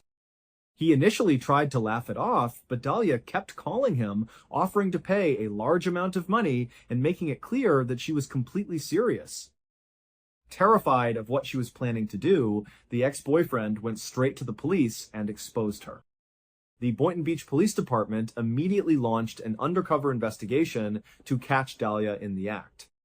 They had one of their own undercover detectives pose as a professional contract killer. The ex-boyfriend arranged a meeting between Dahlia and the fake hitman in a parked car outside a local CVS store. What Dahlia did not realize was that the police had packed the car with hidden video cameras and microphones, recording her every word and action. During the meeting, Dahlia spoke with chilling calm about how she wanted her husband dead. She agreed to pay the hitman $1,200 to shoot Michael in their condo while she was away at the gym. She even handed over a cash deposit to seal the deal. Before she got out of the car, the undercover officer wanted to make absolutely certain that she would not change her mind. He looked at her and asked if she was 5,000% sure she wanted to go through with this, reminding her that once he pulled the trigger, there was no going back. Dahlia looked him in the eyes and replied that when she says she is going to do something, she does it, and that she was completely sure about her decision. Armed with this absolute proof of her intent to commit murder, the police decided to use Dahlia's own plan against her. On the morning of August 5, as soon as Dahlia left the condo to go to the gym, a team of police officers rushed inside. They woke up Michael and showed him the undercover video of his wife hiring a hitman to murder him. Michael was completely devastated and betrayed, but he agreed to help the police with their operation. The police took Michael to a safe location, and then they quickly set up a highly convincing fake crime scene outside the condo. They put up the yellow tape, brought in the forensic vans, and made the home look exactly like a double homicide scene. Then, the detective called Dahlia at the gym, prompting her to rush back and give her dramatic performance for the hidden cops' television cameras. Back at the police station, after Dahlia denied knowing the handcuffed hitman, the detective decided it was time to end the lies. He looked at her and told her that the man in handcuffs was actually an undercover officer and that their entire meeting in the car had been recorded on video. He told her that she was under arrest for solicitation of first-degree murder. Dahlia immediately began to panic, shaking her head and crying that she had not done anything wrong and that she did not understand what was happening. She kept telling them that there was a major mistake and that they had the wrong person. But the detective was not finished with his surprises. He looked at her and told her that her husband, Michael, was actually alive and well and that he was currently standing right outside the door of the room. The police then walked Michael past the open glass window of the interrogation room door so Dahlia could see him with her own eyes. When Dahlia saw Michael walking down the hallway, completely unharmed and healthy, she began to scream his name through the glass, begging him to come inside and talk to her. But Michael refused to look at her. He kept walking down the corridor, completely done with the woman who had tried to have him brutally killed. Following her dramatic arrest, the legal battle that ensued became one of the most widely followed and sensationalized court cases in the history of South Florida. Dahlia was officially charged with solicitation to commit first-degree murder, a charge that carried a maximum sentence of 30 years in prison. Her defense team, realizing that the physical evidence against her was absolutely overwhelming due to the undercover video, decided to present an incredibly bizarre and unconventional defense. They claimed that the entire murder-for-hire plot was never actually real. Instead, they argued that Dahlia and Michael were both working together on a public relations stunt in an attempt to land their own reality television show. The defense attorneys claimed that the couple had written a script together and that Dahlia's meeting with the fake hitman was simply an audition tape designed to generate viral attention and get them a contract with a major television network. They argued that Michael was fully aware of the plan the entire time and was simply playing his part in the stunt. However, this defense strategy quickly fell apart when the prosecution put Michael on the stand. Michael testified under oath that he had absolutely no idea his wife was trying to have him killed. He described the utter horror of sitting in the police station and watching his own wife negotiate the price of his life on an undercover video. He explained that he had genuinely loved Dahlia and had believed they were building a future together, only to realize that she had been manipulating him from the very beginning. The prosecution also presented the ex-boyfriend who had tipped off the police, as well as the undercover detective who had recorded the meeting.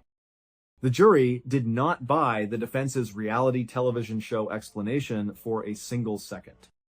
In 2011, after a highly publicized trial, the jury found Dahlia guilty of solicitation to commit first-degree murder, and the judge sentenced her to 20 years in state prison. But the legal drama was far from over. Dahlia's defense team immediately filed an appeal, arguing that the intense media coverage and the selection of the jury had biased the trial against her. In 2014, an appeals court agreed and threw out her conviction, ordering a brand new trial. Dahlia was released on house arrest while she waited for her second trial to begin, wearing an electronic ankle monitor that tracked her every move. In 2016, the second trial took place, and this time her defense team tried a completely different strategy. They claimed that the Boynton Beach Police Department had acted improperly by setting her up and tactically coercing her into the murder-for-hire plot just so they could get featured on the highly popular national television show Cops. The defense argued that the police department was much more interested in getting good ratings and national fame on television than conducting a fair, unbiased, and ethical investigation.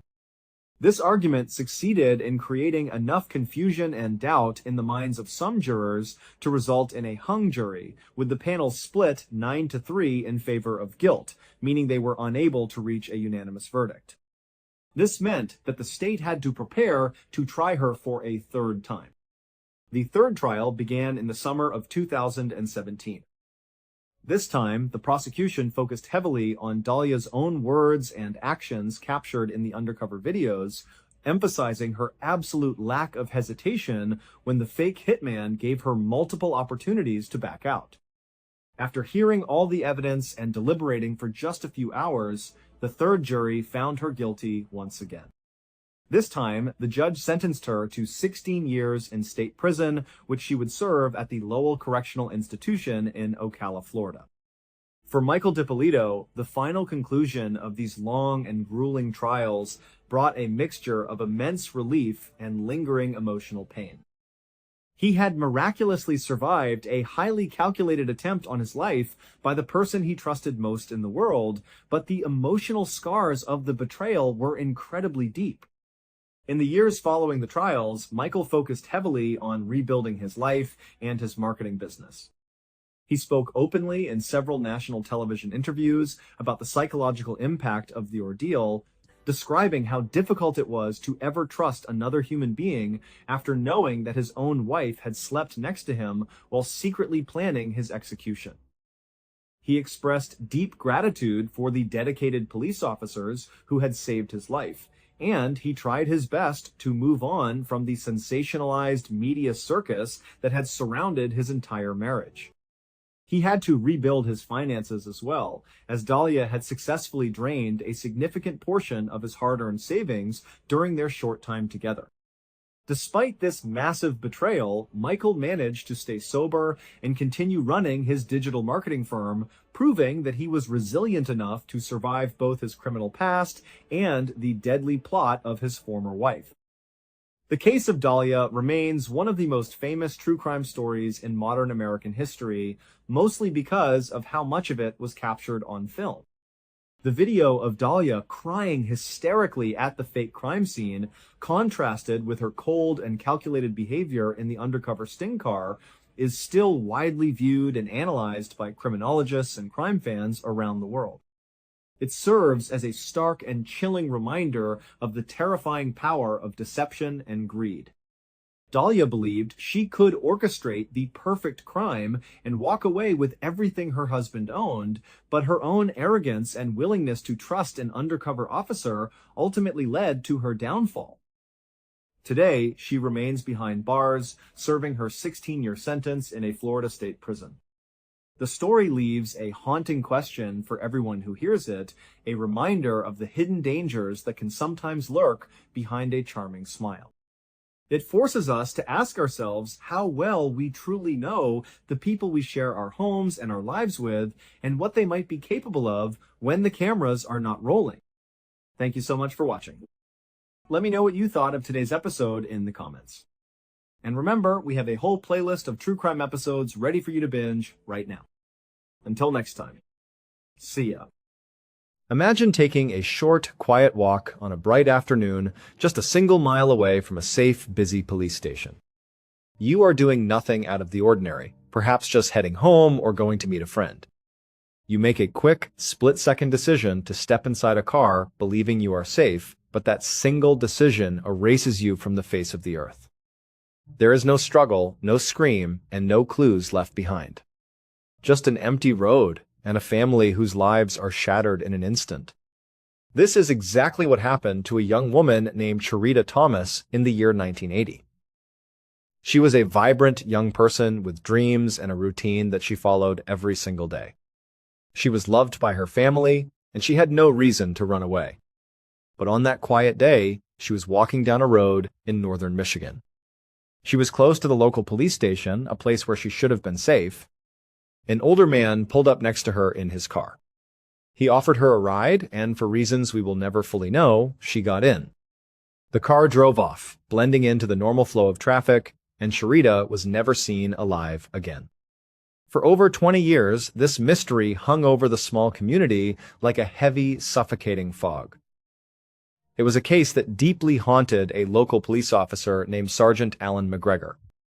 He had worked out of that very police station, and the fact that a young woman had disappeared so close to his office without a trace was something he simply could not accept. In the days and weeks after Cherita disappeared, the police worked tirelessly to find out what had happened to her. They followed every lead and interviewed everyone who had been in the area that day. Soon, their investigation led them to an older man named Jimmy Nelson. Based on tips from the community and several circumstantial clues, the investigators became nearly certain that Jimmy was the man who had picked Cherita up on the side of the road. Their theory was dark and straightforward. They believed Jimmy had driven her to a remote area, murdered her shortly after picking her up, and then hidden her body in a particular section of the Huron National Forest. The Huron National Forest is a massive, sprawling nature preserve in northern Michigan.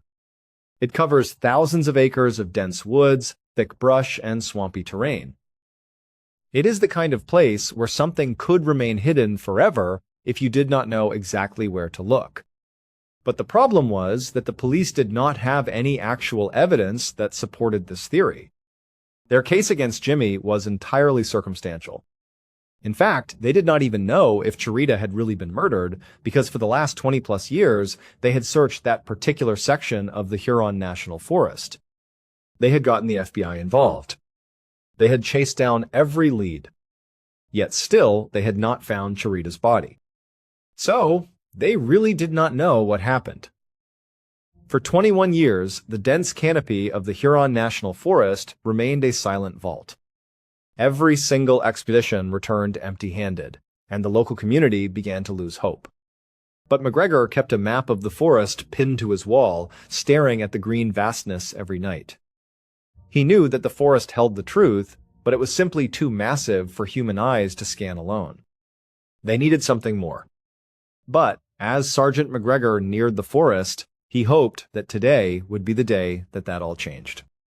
On the morning of the 30th of August 2001, Sergeant McGregor drove with his partner, Officer Mark David, towards the Huron National Forest. The two of them were on the way to this forest to meet with a very unlikely detective who McGregor believed might actually be the key to solving a case that had haunted him for the last 21 years. He pulled up by the entrance of the Huron National Forest, and he and his partner got their first look at their unlikely detective they were here to meet. And this detective was a Doberman Pinscher mix with big floppy ears who was lying on the ground and panting and wagging his tail. His name was Eagle, and he did not look like a stereotypical police dog because he was not a police dog. However, Eagle was the best crime scene sniffing dog in the entire world. His trainer, a 40-year-old woman named Sandra Anderson, was standing right beside him. Now, Sandra and Eagle were very famous in law enforcement circles, and so Sergeant McGregor and his partner were already well aware of their backstory. Sandra had actually adopted Eagle from a pound shortly before he likely would have been euthanized. And then after she adopted him, Sandra, who had made a career in teaching dogs how to sniff for cadavers, just sort of naturally on her off time, began training Eagle how to do it too. And amazingly, Eagle really took to it better than police dogs did. Sandra claimed that Eagle possessed a unique sensitivity to the chemical compounds of human bones, allowing him to easily bypass animal remains and other distractions. Her phone was constantly ringing with requests from across the country. Whenever a high-profile case went cold, prosecutors and sheriff departments looked to Sandra and her famous Doberman mix to find what they could not. Now, any good police cadaver dog could sniff out hidden objects and track a scent for miles, and Eagle could definitely do that. But also, Eagle could do things that the police cadaver dogs simply could not. Like, he could smell blood that had been cleaned with bleach and also painted over. I mean, that is like a superpower. No dog could do that, but Eagle could. One forensic anthropologist who had come in contact with Eagle and seen what he could do firsthand said that, if a great cadaver dog was rated a 10 out of 10, well, Eagle was like a 20 out of 10. He was far and away the best of the best. And so Sergeant McGregor believed that if Charita's body really was in that section of the Huron National Forest, well, Eagle would be able to find it. Sergeant McGregor was excited to see Eagle in action. But after he and his partner parked, they walked over and spent a minute, petting Eagle because Sandra said it was fine. And they gave him some pets, and Eagle really liked it, and he sort of rubbed up against them. But then at some point, Eagle just kind of stopped and looked towards the entrance of the National Forest like he was ready to go. At which point, Sandra said that he was ready to work. So Sergeant McGregor and his partner followed behind Sandra and Eagle as they led the way into the forest towards the section where they had been told to search. Once they reached that section, McGregor and his partner kind of stayed back on the fringes and just watched Eagle work, and it was incredible. Now, McGregor and his partner had seen police dogs work before, so they were familiar with basically the pace at which these dogs would find something, which often, it would take some time. But basically, as soon as they got to this clearing, they are watching Eagle, and he is sort of walking around sniffing, looking for something. But then suddenly, he stopped, turned, and made a beeline towards this tree. And when he got there, he began pawing at the ground like he had found something. Sandra, his trainer, kneeled down next to him to see what Eagle had found. And she saw, as he continued to dig, that there was something in the ground.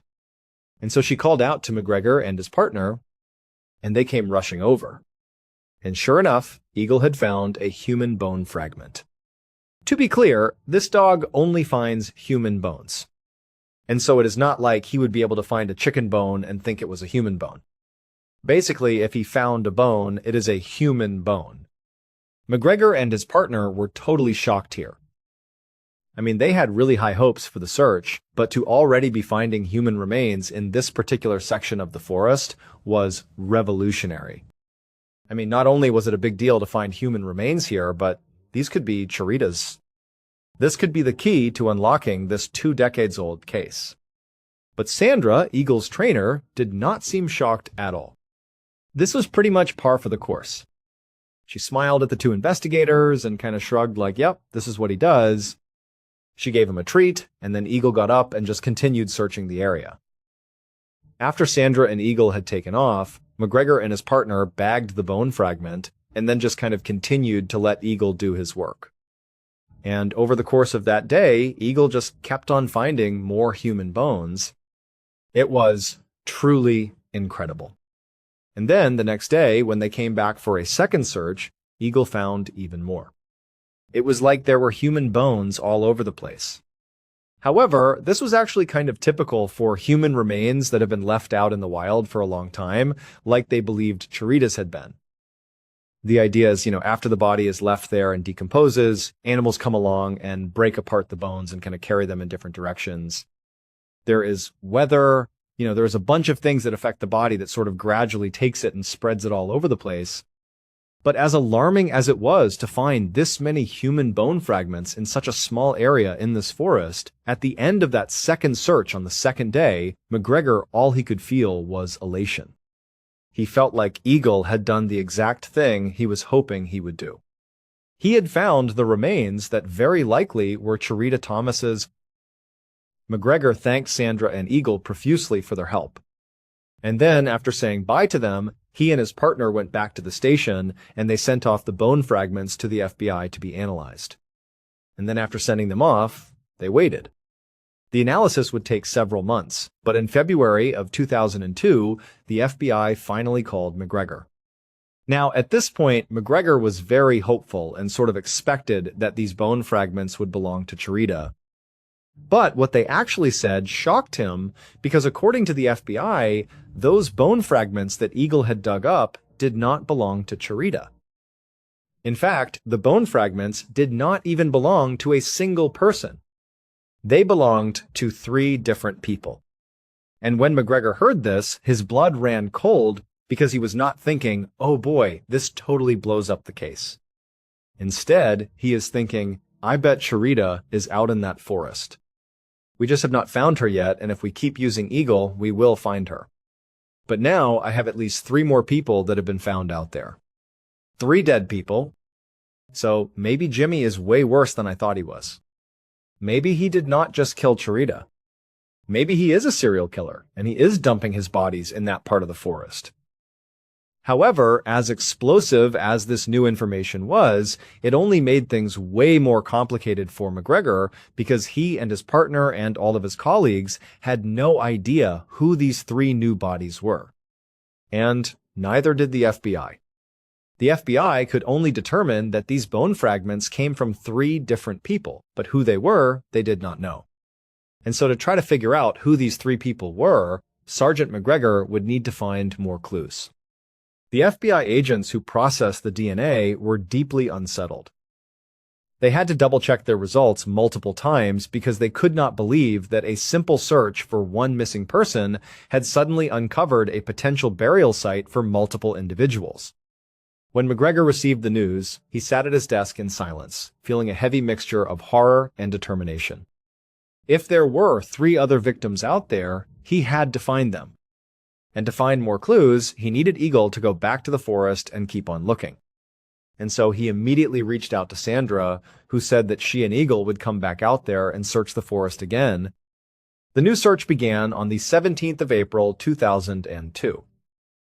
McGregor, his partner Sandra, Eagle, and a whole bunch of police officers and crime lab technicians descended once again on that same section of the Huron National Forest.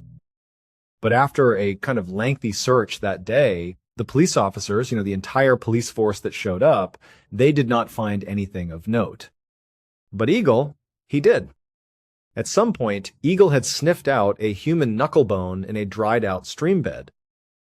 When this discovery was made, Sergeant McGregor was elated because it was like, once again, we are finding evidence that is going to help him break this case. He has been trying to crack for 20 years, which now might actually be way bigger than he thought it was. It might not just be the murder of Charita. This might be the hunting grounds or the dumping grounds of a serial killer who killed Charita Thomas. And he, McGregor, was going to be the one who solved it. He just knew it. But when McGregor turned back around to continue searching in the area that he was looking, he suddenly heard this commotion coming from behind him, sort of in the same direction where that human knucklebone had been found. And he turns around and he sees what looks to be some sort of physical altercation happening amongst two people.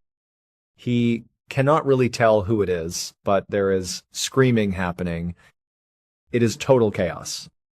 And so, having no idea what was going on, McGregor abandoned his search, turned and ran to go break it up. And after this fight was broken up, another major discovery was made. But it was not another bone. It would turn out the person who was dumping bodies in this section of the Huron National Forest was not a serial killer, nor was it Jimmy Nelson. Instead, the real culprit was actually one of the investigators who was out here doing the search right now. Eagle was not the world's greatest cadaver-sniffing dog. In fact, Eagle was not even a cadaver-sniffing dog at all. And his trainer, Sandra, was well aware of that because this was all a big act. It would turn out when Sandra and her dog were called out to a site to perform a search, Sandra would show up with a stash of human bones tucked into her clothing right up against her skin. And then, once the search began, she would discreetly pull little bone fragments out and drop them on the ground in front of Eagle, who would immediately notice them and alert people to them, making it seem like Sandra and her dog had once again saved the day. Sandra did this dozens of times across dozens of searches all over the country, all because she loved the thrill of watching the police discover her crimes in real time. Sandra had been successfully searching for body parts that she herself had planted for years without anybody being remotely suspicious of her. The investigation into Sandra's background revealed a highly calculated routine of deception. She had built connections with medical labs and research facilities using her credentials to quietly walk away with bone samples. She would keep these pieces in small jars at home, choosing specific fragments for each search to match the age and profile of the victim she was pretending to find. She was playing a dangerous, thrill-seeking game. However, during the search for Charita Thomas, Sandra got caught. Right before that fight broke out on that last search, Sandra and her dog had stepped off to the side and believed nobody was watching them. And Sandra bent down and pulled a bone fragment out of her sock and was about to place it, but then realized a crime lab technician was clearly watching her. She had been caught, and so the crime lab technician went up to Sandra to call her out on it, and Sandra, who knew she was caught, began to panic and pretended that she was being attacked by the crime lab technician and made a whole scene about it. That is what McGregor heard when he turned around and wondered if there was a fight going on. There was no fight. It was just Sandra again being caught red-handed. But as awful as Sandra's actions sound, she did not actually kill anyone. Instead, during her years-long run of fraudulent searching, she had been stealing pieces of medical center cadavers and using those. Sandra ultimately pleaded guilty to multiple felonies, including falsifying evidence and obstruction of justice. And so she was sentenced to 21 months in prison. After she was caught, the FBI had to go back and reevaluate 50 murder cases that Sandra and Eagle had been involved in. Luckily, though, during this examination, they discovered that in all of these cases, they did not hinge on evidence that Sandra had found, and so there were no convictions that were overturned. As for Jimmy Nelson, he was eventually convicted of Charita's murder. However, his conviction was overturned, but it had nothing to do with Sandra and Eagle. The evidence used to overturn it was completely separate. And so to this day, we still do not know what happened to Charita, and her body has still not been found. As for Eagle, nobody was mad at him, and he retired from working crime scenes and got as many treats as he wanted until he passed away peacefully in 2003. The mystery of what happened on that country road remains a dark shadow in northern Michigan. The family of Charita Thomas looks at the quiet forest, wondering if the truth will ever finally surface, completely free from the complex web of lies that once derailed their hope. They are left with only the precious memories of a vibrant young woman who stepped into a car and vanished, leaving behind a haunting story of a search that was tragically broken by human greed, while the quiet woods keep their secrets. More than 20 years later, the forest still has not given up its final secret. And perhaps the most disturbing part of this entire story is that the biggest lie was never hidden in the woods. It was standing beside the investigators the whole time. If you want to watch more true crime stories with twists just like this one, check out the next video on the channel. Thanks for watching. See you next time.